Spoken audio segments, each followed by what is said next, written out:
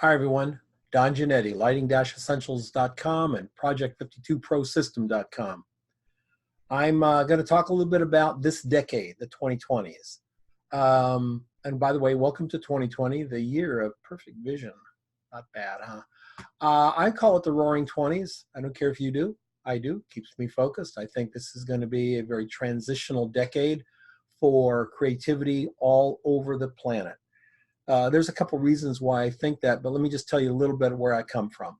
I've been a photographer for 50 years. I'm a creative person all the way around. I write. I've written a book of poetry. I write music. I play musical instruments. I'm just a creative guy. That's the way I've always been. But photography is the way I made a living for many, many years. I was also a creative director for an ad agency that I started right here in this little office. Within 2 years, we had 5 employees and had moved downtown Phoenix. And then a year after that, we were up to 17 employees in a very large space downtown Phoenix. Really beautiful place. And I discovered a lot of things about myself. It was the 3rd largest ad agency in the state of Arizona. Some of the things I learned about myself is I don't like running companies that have employees. Just don't like it. I was the creative director. I had art directors underneath me, and they were great. They were wonderful, absolutely staggeringly talented people. We worked with coders. We were very, very much web business. Lots of websites, lots of web interactions. And I learned more about pre-IPO advertising than I ever thought I ever would know. But it's been fun. So I've sat on both sides of the desk. I've been a photographer showing my book. I've been a creative director seeing books and hiring photographers. These days, I'm a photographer. I'm not doing the creative direction. I'm not working for an agency anymore, giving that to other people who'd like to do it. And I still do consulting for creative concepts, and I work with photographers teaching commercial photography, advertising photography, and strategies for staying abreast of everything that's going on. And that's what I try to do a lot, because my clients need to know what's going on, so I have to make sure I doubly know it. Let's first say, again, welcome to 2020, the year of perfect vision.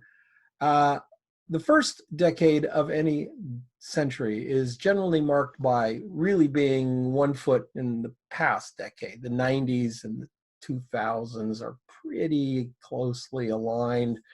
Well, some of the crap that went on in the 90s brought a lot of pain in the 2000s. Some of the things in the 2000s that we were doing were very similar to the stuff before. We had a lot of problems and challenges in the 2000s, mostly brought over that line with us. Then you get to the teens, and the teens are where you kind of shake off the 1900s, kind of shake it off and start really, we're embracing our new decade, technology and stuff. And we're starting to figure out what was sort of an interesting distraction, what was the bullshit, and what's the real stuff moving forward. I think we're still working on that, and I think we'll be working on that through the 20s. But it's it's a little bit better now than it was back in 2004 and 2005. When we're still just trying to figure it out.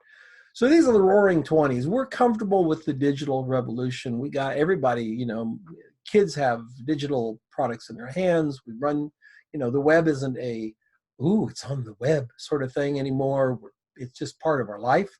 And now we're trying to move through. And photography has undergone some changes too.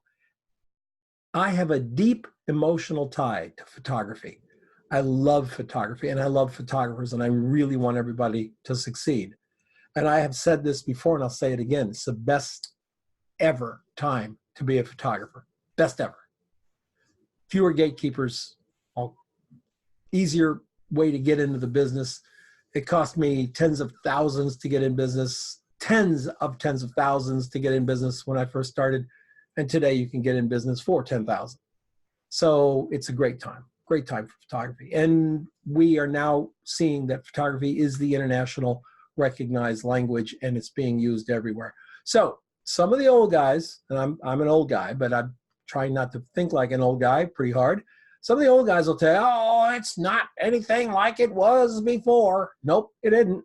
Nothing is. Can you tell me of anything that is like it was before? Except public education. But anything else? No, everything's changed. Everything's changed. We have new ways of working with almost everything we do. But in photography, some of the changes are giving way to some innovations that just may remind us of some things in the past. So let's get started here on what I see coming up. Number one, a return to the natural look. Natural photographic look. Photographs are going to look like photographs. Gone are the three-point lighting, this, composited into that, and we're going to lower the saturation or increase the saturation, and we're going to Photoshop the shit out. That's going away. It's being replaced by photographs that look like photographs. It's being replaced by something real. This is the decade of authenticity. Real, transparent. Authenticity is the world presented the way we expect it to be. Gone are the fantasy days of the first decade and the second half of the second decade, where it was like, ooh, we can Photoshop a shark coming into it's like, oh, wow, everything became fantasy. Moving away from that. Moving away. You can look on the web. You can see it. You can look in the magazines. You'll see it happening. You'll see it. The highly manipulated Photoshopped images are not as prevalent as they were, and we're getting back to a real thing. Peter Lindbergh, the wonderful Peter Lindbergh, we miss him terribly, started it with his no Photoshop approach to fashion photography. Well, he stopped. He said, I'm not going to retouch them. I'm not going to make their waist smaller. I'm not going to clear up the face. I'm going to photograph the women as they are. In fact, he got down to a very minimal makeup even. A little bit of mascara, a little bit of lips, and out the door. A lot of photographers have followed suit. Lots of photographers. And a lot of people have noticed this. Back in the first decade, a photographer who was very, very up and coming was Dave Hill. And he introduced the world, one of the photographers that introduced the world to lots of strobes outside, and then compositing this into that, and that background is from over here, and he's really, really good at it. And today he's shooting all natural light. Well, mostly natural light. One of the top ad agency photographers in the world is Finn Beals. He's hot, he's young, he's new, he's fresh, and it's almost all natural light. Now, the strobes are still popping in studios all over the country, so don't get me wrong. It's not like strobes are out. It's not like strobes are never going to be used on location. Sure they will, absolutely. Absolutely they will. But they'll be used to make a shot that looks more authentically real than deliberately unreal or deliberately fantasy-like. So watch for that. How can we tell that this is going on? Well, number one, Instagram has decided they're not going to show Photoshop pictures. Now, they were approaching it from a fake news standpoint, but there are also a lot of photographers getting ensnared in this thing where they photographed a desert with a lot of color and they got bounced out. So we'll still see what's going on there, but things are changing. Unsplash. I don't know how you feel about Unsplash. I love Unsplash. Love it. Support it. I have pictures there. Unsplash won't even take the highly manipulated photos anymore. Or ever. They never have. It's all very natural. Number two, I got to go fast. This is going to be like maybe I have to make a two-parter out of it. Number two, a wider diversity of subjects. No more just young, thin, skinny, tall fashion models. Everybody in the photographs are all young and wild, and they're about 17, 27. Yeah, well, that's going away. It's already been going away. It's going away quicker.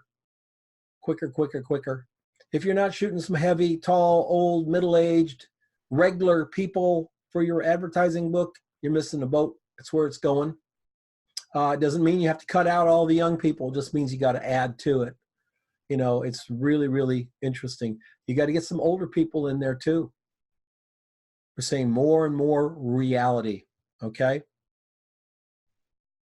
It's not a stunt anymore.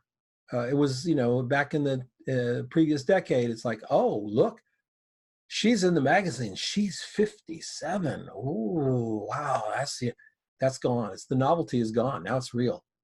So if you're working out with building a book, people book, make sure you got that diversity. Number 3, product and still life get divorced. That used to be product and still life were fairly interchangeable. You know, a picture of a toaster is really still life, right? But now it's different. Product is very clean, very graphic, very minimalist. You're not going to see a lot of product being shot on old wood or tile or slate kind of thing. You're going to see still life there, but product's going to be shot on white, black, some kind of color. Now, when I make these predictions, I'm not saying every photograph you do will be that. No, not at all. I'm saying that the predominance of the photography is going to be that way. And you better have more than just a few of those shots in your book. In still life, it's going to be narrative. Still life's going to where product went very minimalist, still life is going very rich. Tell a story with a single image. Yeah, I believe you can. And I think we're going to see lots of props and backgrounds, all kinds of things for still life as it develops its own corner and product develops its own corner. So if you want something to help you make better still lives, take a storytelling class. Number 4, fashion on the ropes. Maybe more and more people are looking at so-called planetary distress, and they're wondering, so why is fashion getting a free ride? You know, Burberry burned $40 million worth of good, new clothes, never worn clothes, because they didn't sell them. Now, I'm sure there was a reason, a really good reason they didn't make sure those clothes went to places where people are really poor and could have benefited from those clothes. I'm sure all the very young, hip, socially conscious people at Burberry had a reason not to do that. But they didn't. And they caught hell for it. They said, oh, well, we're going to cut down making as many clothes as we did before. That's probably a pretty good idea because the landfills are full of discarded fashion that didn't sell. 92 million tons of fashion that didn't sell. Come on, you're at the store and you're flipping through the shirts and they got all those, oh, look, all those shirts are on sale. Yeah, they're all small. You can't sell the smalls. I actually owned a men's fashion online boutique. I'll tell you, you can't sell the smalls. You just can't, but you have to order them. That's the deal. We actually were able to find younger people that could wear those shirts, and they were very happy with them. When we gave them away, didn't end up in the landfill. Funny that. Anyway, we're going to see a reality check with this. Italian Vogue just ran a very interesting January issue with no photography in the editorial. They did it all by illustration because they wanted to prove a point. They wanted to show everybody how green conscious they were by not using the evil fashion photography, because that meant carbon footprints, and that meant shipping clothes, and that meant waste, and they just didn't want that anymore. Of course, they're back to photographers in February, so one really wonders what the point was. But if you're a fashion photographer, consider that a shot over the bow, buddy. Somebody's looking at you, and just, be ready. I'm not saying, oh, give it up. I'm not saying walk away. Oh, for sure, hell no. Just be ready.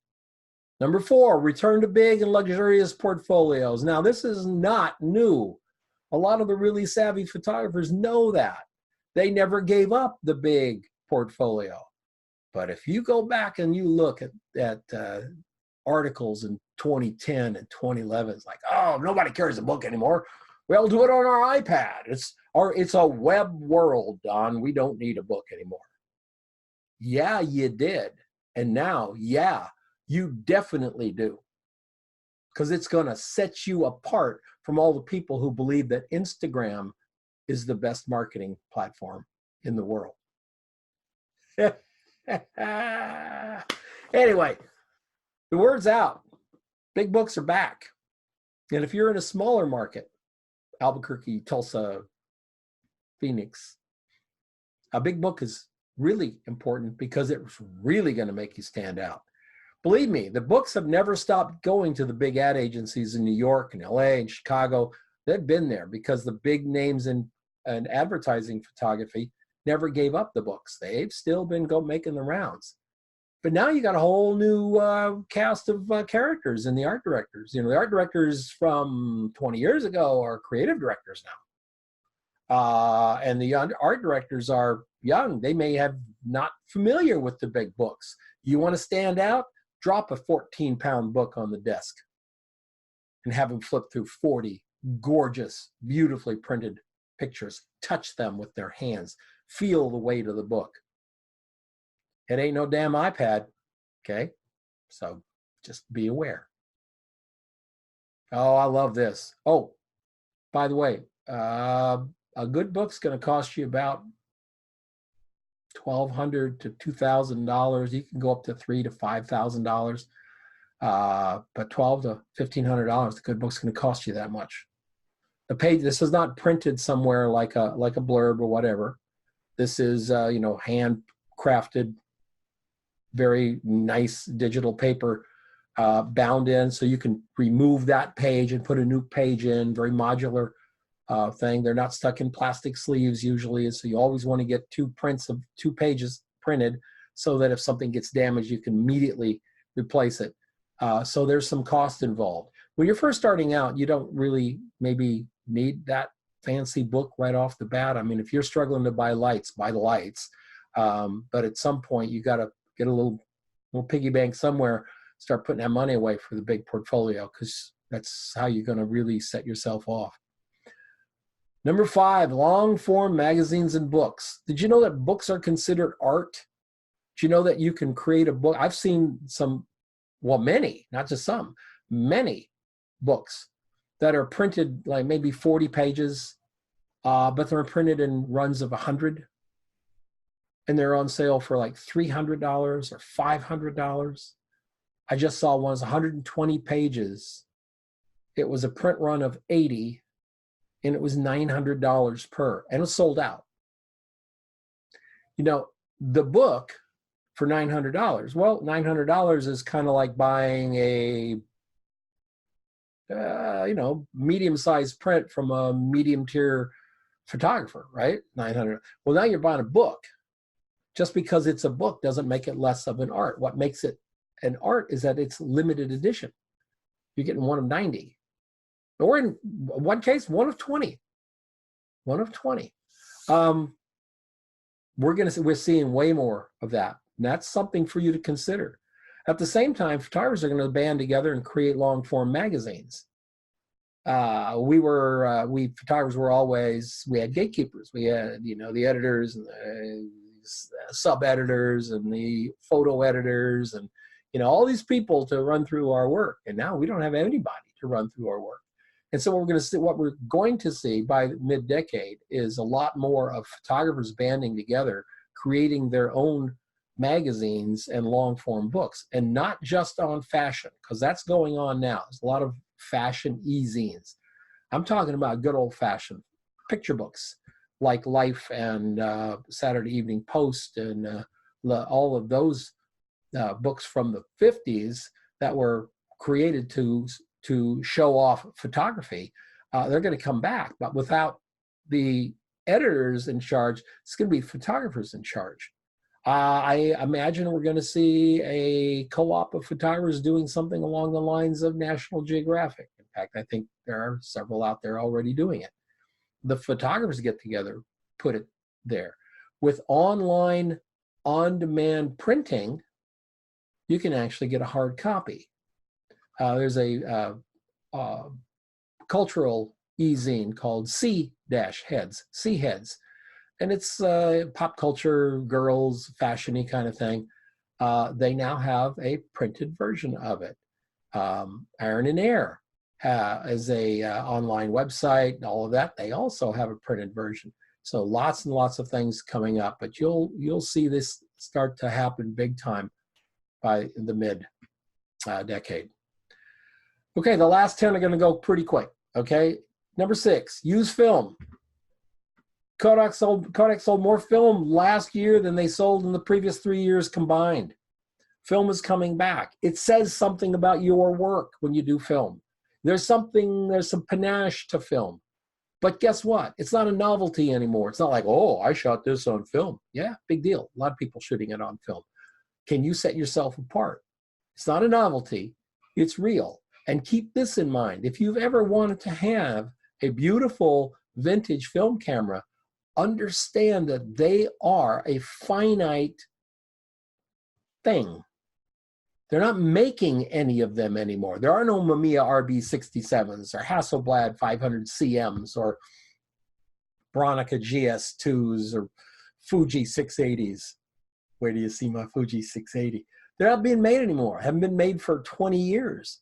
So if you want one, understand that a lot of people are wanting them. And the prices, when they in the early 2000s, the prices were way down. You could buy a Hasselblad for almost nothing. And now they're going up. So if you want one, better act quick. Little Pentax 6 by 4.5 or the Bronica 6 by 4.5. Yeah, be thinking about it. Number 7, photographers are going to start to understand that they got jacked by Facebook and Instagram. They gave up their blogs. They gave up their journals. They gave up their own online stuff so that they could go and join this collective. Guess what? You built your castle on rented land, Jack. You don't own anything on Instagram. And Instagram changes its rules tomorrow. You're out. They don't give a rat's rear about you. Do you understand? They're big enough. They don't need you. And so you lost your own place. My advice has been, for a long time, reclaim your space.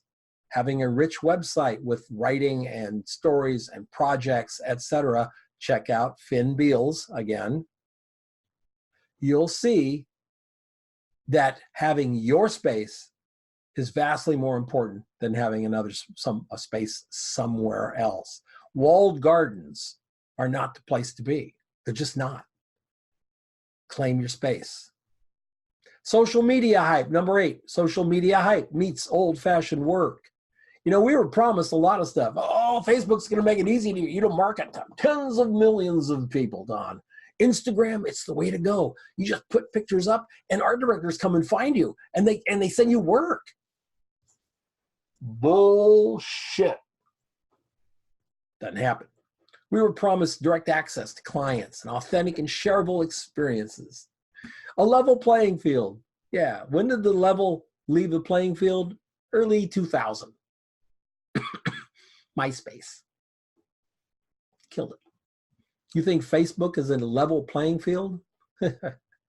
Anything that has an algorithm, it's not a level playing field. Trust me. So if you're smart, and I hope you are, you're going to start looking and thinking of ways to get back to your own land, carve out your own place, because everybody's going to be doing it. You know, I talked to 10 art directors here in Phoenix, and I asked them about Instagram. What I heard was pretty interesting. I heard things like, how would I find a photographer on Instagram? Or why would I do that? I don't look on Facebook for photographers. LinkedIn got a little bit of, you know, yeah, I'm on LinkedIn. Yeah, there's some photographers on LinkedIn that I talked to. Wasn't there. You know what they liked? Direct mail. You know why? Because they could touch it. Because they can put it in their hands. They can feel it. It's printed on nice paper. Oh, that's the business they're in.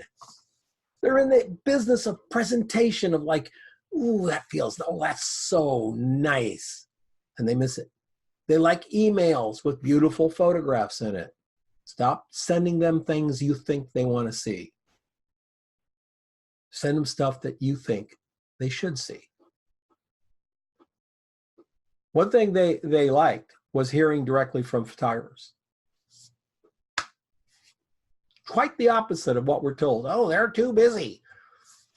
Put your stuff up on Instagram. Do you know how many pictures you have to post to Instagram right now to beat the algorithm so that you get seen? About 6 to 8 a day. So if you got time for that, probably not working very much. Maybe you should spend a little more time promoting and a little less time sticking 6 or 8 images a day up on Instagram. Come on. Number 9, photographers are going to expand their offering beyond just making photos and videos. That's a one-click thing. What do? I make pictures. I make moving pictures. No, you're going to have to expand out of that. You better learn to write.